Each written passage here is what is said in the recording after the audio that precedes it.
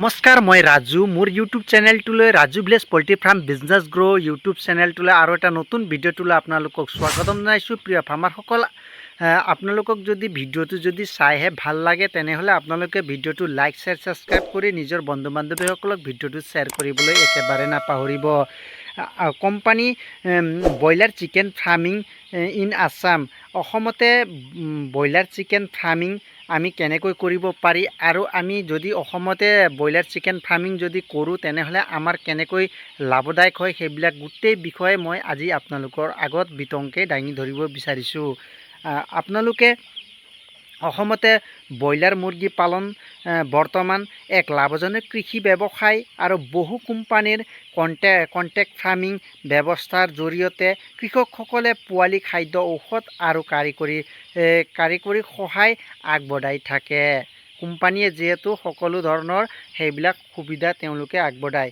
Broiler farming কোম্পানীৰ সুবিধাসমূহ, কিছুমান সুবিধা আমাক কোম্পানীয়ে যিহেতু সুবিধা আমাক দি থাকে, সেইবিলাক সুবিধা কেনেধৰণৰ সুবিধা যিহেতু আপোনালোকক কোম্পানীয়ে দিয়ে। এদিনীয়া উন্নতমানৰ পোৱালি তেওঁলোকে যোগান ধৰে, উন্নতমানৰ খাদ্য তেওঁলোকে প্ৰদান কৰে আৰু ভেকচিন ঔষধ সুবিধা আৰু ফাৰ্ম মেনেজমেণ্টৰ পৰামৰ্শ আৰু চিকেন উঠোৱাৰ সময়ত বজাৰৰ ব্যৱস্থা তেওঁলোকে নিজে ডিটেইলছ থিৰাং কৰি লয়। আৰু অসমত ব্ৰইলাৰ ফাৰ্মিং কিয় লাভজনক হয়? প্ৰিয় ফাৰ্মাৰসকল, মুৰ্গীৰ মাংসৰ চাহিদা বেছি, 35 দিনৰ পৰা 45 দিনত বিক্ৰীৰ উপযোগী হয় আৰু কম সময়ত লাভ পোৱা যায় আৰু পৰিয়ালৰ সদস্যই নিজেও চলাব পাৰি। হয় প্ৰিয় ফাৰ্মাৰসকল, আমি যিহেতু নিজৰ পৰিয়ালৰ সদস্যসকলেও ধুনীয়াকৈ এটা ফাৰ্ম 1000-1200 কেপাচিটিৰ ধুনীয়াকৈ চলাই যাব পাৰি। কাৰণ অসমত যিহেতু বহুত বিশেষকৈ গাঁও গাঁও অঞ্চলত এইবোৰ সুবিধা যিহেতু বহুত আছে।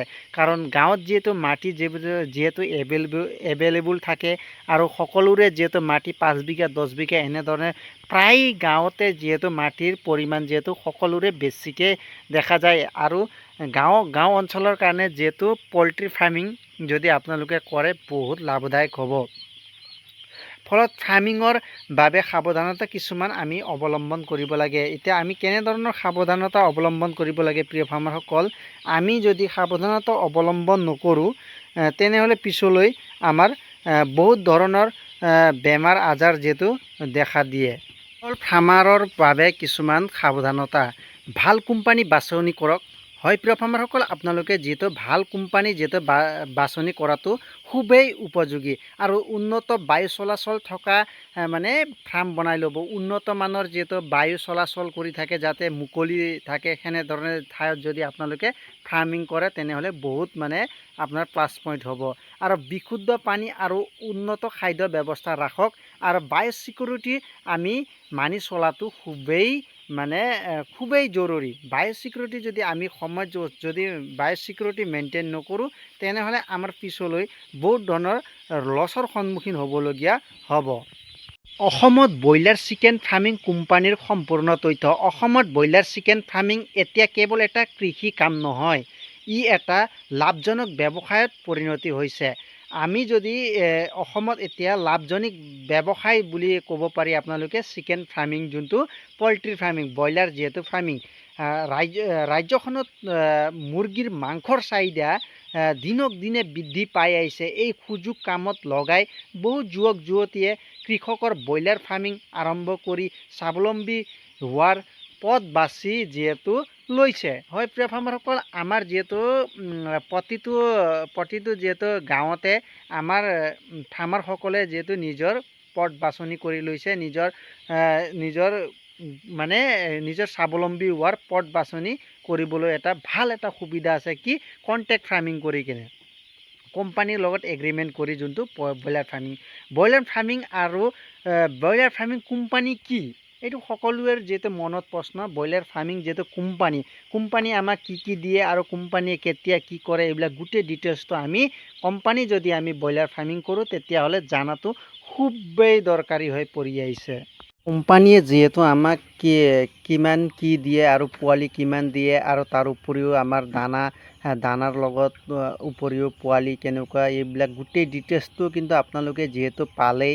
এতিয়া বহুত ফাৰ্মাৰসকলৰ কিছুমান যিহেতু প্ৰশ্ন থাকে, এতিয়া এনেধৰণৰ প্ৰশ্ন যিহেতু আমি এতিয়া কোম্পানীয়ে যদি আমি সকলো যদি মুৰ্গী যদি সৰুৰ পৰা ডাঙৰ কৰি গোটেই ডাঙৰ উঠি যোৱাৰ পিছত এতিয়া আমাক কোম্পানীয়ে কি দিয়ে, হয় প্ৰিয় ফাৰ্মাৰসকল, এইটো সকলোৰে যিহেতু প্ৰশ্ন।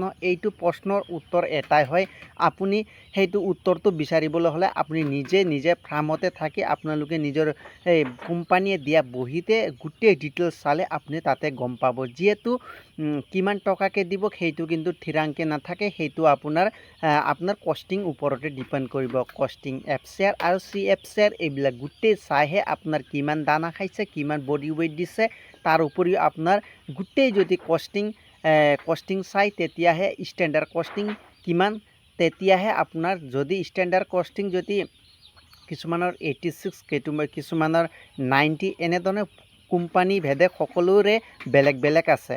কিন্তু আপোনালোকে যদি তেওঁলোকৰ মতে ষ্টেণ্ডাৰ্ড যদি কষ্টিং দিয়ে তেতিয়াহে আপুনি 8.5 টকা নহ'লে 9 টকা, আৰু তাৰ উপৰিও কিছুমান কোম্পানীৰ ৰেট বোনাছ থাকে আৰু এক্সট্ৰা মৰ্টেলিটি বোনাছো থাকে। এইটো সকলোৰে কোম্পানীৰে বেলেগ থাকে। এতিয়া আৰু তাৰ উপৰিও আমাৰ ফাৰ্মাৰসকলৰ কিছুমানৰ আৰু কুৱেশ্যন থাকে, কেনেধৰণে 1000 কেপাচিটি যদি ব্ৰইলাৰ ফাৰ্মিং কৰোঁ তেতিয়াহ'লে আমাৰ কিমান লাভ হ'ব, কোম্পানীৰ পৰা আমি কিমান পাব। হয় প্ৰিয় ফাৰ্মাৰসকল, যোনটো দেখি অহা কথা সেইটো মতে যদি 1000 কেপাচিটিৰ যদি আপুনি ব্ৰইলাৰ ফাৰ্মিং কৰে, মিনিমাম আপোনাৰ ধৰি ৰাখিব পাৰে 25,000 পৰা 30,000 টকা। তাৰ ওপৰত আপুনি ইমান টকা নাপাব, কাৰণ আপোনাৰ খৰচো যিহেতু আহি পৰে। আৰু তাৰ উপৰিও কোম্পানীয়ে সদায় এনেধৰণে মুকলিমূৰীয়া ছাইডত যদি মুকলি বায়ু চলাচল ধুনীয়া যাতে হৈ থাকে, সেইটোহে যিহেতু কোম্পানীয়ে বিচাৰি থাকে, আৰু বেমাৰ আজাৰো খুবেই কম হয়। Company broiler chicken farming in Assam, যদি আপোনালোকে কোম্পানী ব্ৰইলাৰ ফাৰ্মিং কৰে, আৰু যিহেতু সকলোৰে আৰু কুৱেশ্যন কেনেধৰণে উঠি আহে, যিবিলাক ফাৰ্মাৰসকলৰ যিহেতু মোৰো পোনপ্ৰথমে নতুনৰ সময় যিহেতু আহিছিলে, কেনেধৰণৰ কুৱেশ্যন প্ৰিয় ফাৰ্মাৰসকল, আমাক কোম্পানীয়ে কিমান দিনৰ ভিতৰত টকা আমাৰ একাউণ্টত সোমাই দিয়ে। হয় প্ৰিয় ফাৰ্মাৰসকল, সকলোৰে যিহেতু এইটো প্ৰশ্ন, যিহেতু টকাৰ কাৰণে যিহেতু কামটো কৰা যায়। এতিয়া সকলো কোম্পানীৰে বেলেগ যিহেতু বেলেগ কিছুমানে এসপ্তাহটো যিহেতু একাউণ্টত টকা সোমাই দিয়ে, কিছুমানে আকৌ 10 দিন 15 দিনো লাগে।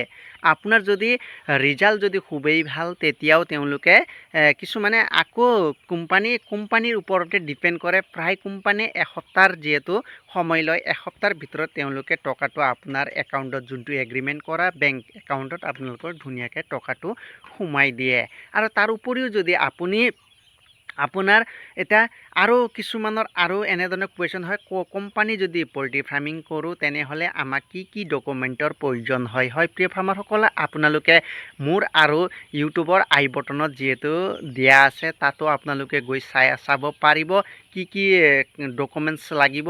আৰু তাৰ উপৰিও যদি আপোনালোকক মই আৰু থুলমূলকৈ যিহেতু কৈ দিওঁ, আপোনালোকক পোনপ্ৰথমে যিজন মানুহৰ নামত যিহেতু ফাৰ্মাৰৰ নামত যিহেতু এগ্ৰিমেণ্ট কৰিব, তাৰ পেন কাৰ্ড, ভোটাৰ ID, তাৰ উপৰিও ভোটাৰ ID আৰু লগতে আপোনাৰ আধাৰ কাৰ্ড আৰু মাটিৰ খাজানা ৰচিদ আৰু বেংক পাছবুক, তাৰ উপৰিও বেংকৰ লগত আপোনাৰ যিটো দলিল যিহেতু এতিয়া লাগিব, 100 টকাৰ যিটো দুটা লয়, কিছুমান কোম্পানীয়ে বেলেগ লয়, এটা নাইবা দুটা লয়, কিছুমানৰ এটাও লয়।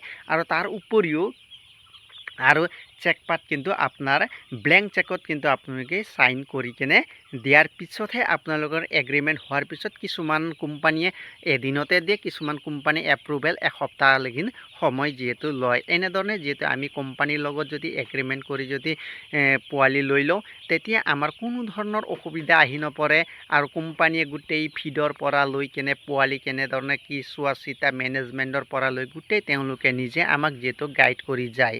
যিহেতু আপোনালোকে যদি নতুন যিহেতু ফাৰ্মাৰসকল, তেওঁলোকৰ কাৰণে মই বিশেষকৈ কৈছোঁ, আপোনালোকে যদি নতুনকৈ যদি আছে তেনেহ'লে আপোনালোকে কোম্পানীৰ পৰা যিহেতু অভিজ্ঞতাটো লৈ লওক। পিছত আপুনি নিজে যদি প্ৰাইভেটলিও যদি ফাৰ্মিং কৰে, তেতিয়াহ'লে আপোনাৰ কোনো ধৰণৰ অসুবিধা আহি নপৰে। যদি আপুনি এতিয়াই যদি কোম্পানীৰ পৰা যদি শিকি লয়, পিছলৈ আপুনি নিজে পাৰ্চনেলি ফাৰ্মিং কৰিও বহুত টকা উপাৰ্জন কৰিব পাৰিব।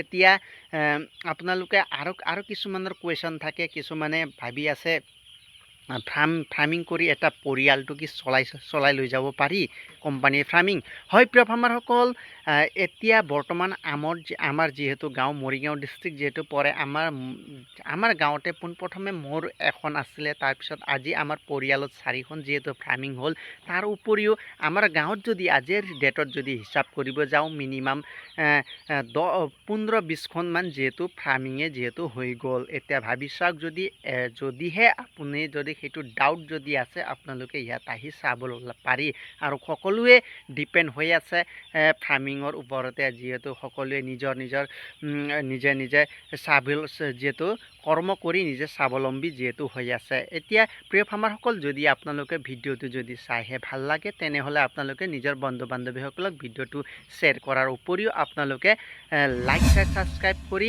বেল আইকনটো বজাই ৰাখিবলৈ একেবাৰে নাপাহৰিব আৰু লগতে আপোনালোকে মোক কমেণ্ট কৰিব কিহৰ ওপৰত আপোনালোকক ভিডিঅ' লাগিব আৰু তাৰ উপৰিও আপুনি কেনেধৰণে ভিডিঅ' লাগিব এইবিলাক গোটেই যদি মোক আপোনালোকে কমেণ্ট জৰিয়তে যদি মোক আপোনালোকে কৈ দিয়ে তেনেহ'লে মই ভিডিঅ' বনোৱাত কিন্তু চেষ্টা কৰিম আপোনালোকক মই যিমান পাৰোঁ ভিডিঅ'টো আৰু বনাই মানে আগবঢ়াই লৈ যাবলৈ মই যিহেতু সহায় কৰিম আৰু মই নজনা কথা আপোনালোকৰ লগত যিহেতু শিকিম আৰু আপোনালোকৰ লগত মই জনা কথা কিন্তু আপোনালোকক কৈ যাওঁ এইখিনিয়ে কৈ মই মোৰ ভিডিঅ'টো সামৰিলোঁ জয় হিন্দ জয় আই অসম।